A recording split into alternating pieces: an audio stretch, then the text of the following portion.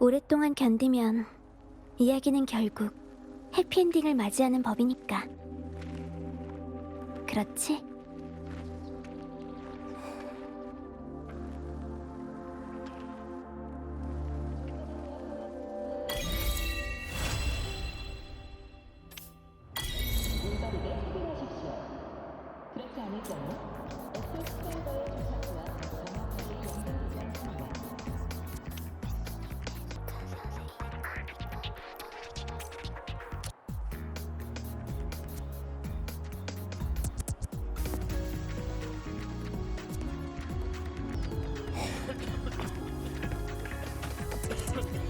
간략하게 좀 얘기를 좀 한번 해보자면은 쿠르가 써내린 잔혹동화라 생각합니다. 그리고 이번 스토리 원래 요쫓아는가 그래요. 호불호가 갈린다면 이런 포인트가 갈리겠죠. 아마 이것 때문에 가장 크겠지. 데니아의 선택에나 그런 거에 있어가지고 긍정하시는 분이 계실 거고 반대로 이제 부정하시는 분이 계실 거고 이렇게 생길 거니까. 그러다 보니까 아무래도 요거는 호불호가 좀 갈릴 거로 예상이 됩니다. 저는 보면서 우선은 데니아가 죽을 거를 예상을 했던 이유가 뭐냐면 처음에 나와요 대사가 잔성의 회장이나 되는 사람이 나 같은 애 하나 처리 못할 리 없잖아? 요 대사가 나왔기 때문에 이거는 스토리 작가가 어떤 걸 건 거냐면 여기서 데니아를 살린다? 그러면 회장은 정말 무능한 것이 되어버린다. 요렇게 장치를 깔아놓은 거예요. 그래서 나는 처음에 얘가 이번에 좀 안 좋은 엔딩을 맞이할 거라는 거를 감안했는데 그래서 이후에 이제 시한부도 시한부지만 잔성의 회장의 장치에 있어가지고 계속 생각을 하게 되었지. 근데 그럼에도 불구하고 데니아가 정말 사람다운 인간의 선택을 한 거. 아비디우스와 미화와 같은 선택. 결국 잔성의 회장의 계획에 따라 놀아나는 것이 아니라 마지막으로 자기의 끝을 맺으려고 한 거니까. 물론 현재로서는 데니아가 보이드 매트에 들어가서 실종 상태라고 보는 게 클 거고 제외는 할 것 같긴 하지만 현재로서는 거의 행방불명이긴 하죠. 그리고 벤슬에 돌아왔으면 싶은 게 케이크는 결국 못 먹어보네. 그나마 가능성을 조금 생각하는 이유는 데니아의 어빌리티 능력 자체가 거품으로서 보이드 매터로부터의 방어 능력을 가지고 있으니까. 하지만 너무 실마리가 없어요. 실마리가 너무 없어요.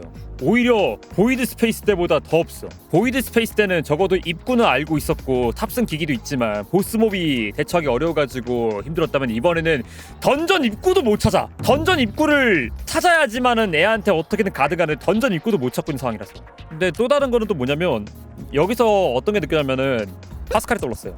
자, 상류 스토리 때 나왔던 파스칼인데 파스칼이 인공적으로 무음 지역을 만드는 것 때문에 그것 때문에 크나큰 피해를 입혔거든요. 하지만 결국 파스칼의 그런 실험 정신 덕분에 현재로서는 무음 구역을 연구하는 데 굉장히 많은 도움이 되고 있는 그 이론이 있다 보니까 이 모습이 데니아에서 어느 정도 보인 것도 있었죠. 데니아의 속죄처럼 느껴졌거든. 살아가고 싶지만 그대로 살아가기에는 너무나 지은 죄가 많기 때문에 이것이 나의 숙제고 이것이 나의 결말이다 하면서 여러 데이터와 방랑자를 위협하는 명식의 조각까지 자기가 안고 보이드 매터로 사라졌잖아요. 그러한 데니아의 선택이 현재로서 와서는 스페이트랙 콜렉티브에게는 굉장히 큰 도움과 함께 한편으로는 자정작용처럼 효과를 발휘하게 될 것이고 말했잖아. 우리가 신현방과 다를 게 뭐냐. 우리 똑같이 데니아를 이용하려 했던 거 아니냐. 방랑자한테는 잔성의 회장과 똑같은 전철을 밟는 거를 방지해주는 형태가 되었고요.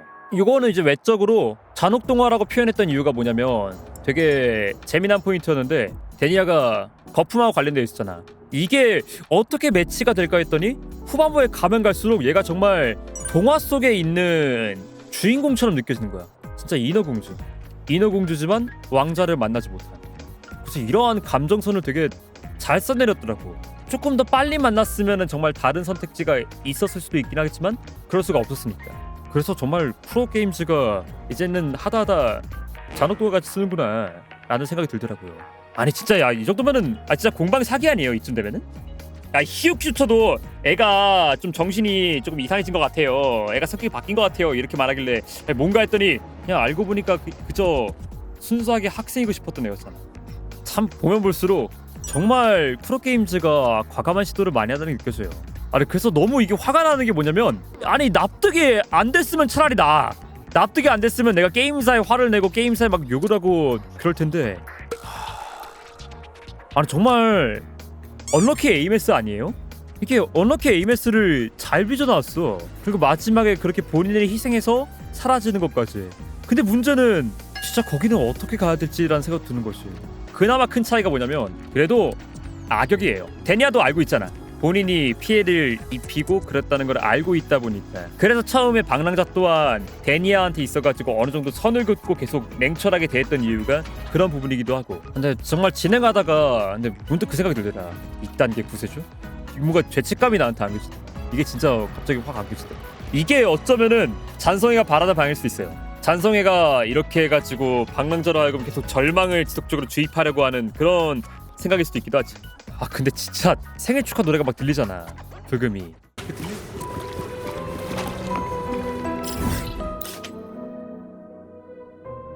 진짜 사람의 마음이 없는 건가 솔로는? 아니 어떻게 저 여기다 노래를 이렇게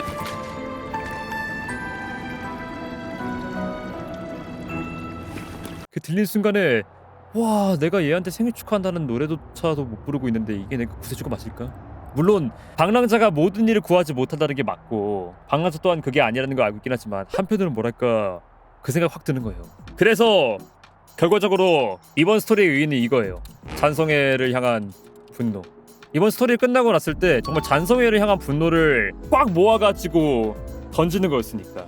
그 전까지 잔성애에 대해서 사람들이 막 그 말했잖아. 저 로켓단 아니에요? 약간 이 생각했잖아요. 근데 이제는 로켓단이라고 부를 수도 없어.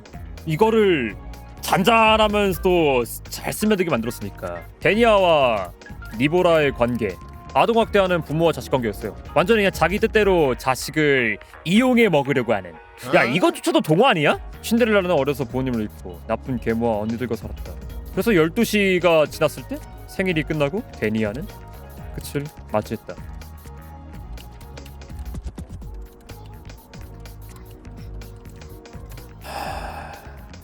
그래도 방랑자가 무언가 또 방법을 찾지 않을까 싶은 생각? 방랑자가 괜히 마지막에 웃으면서 아부에게 말한 게 아닐 테니 이번 리딸은 3번 정도만 하고 쉬어야겠습니다.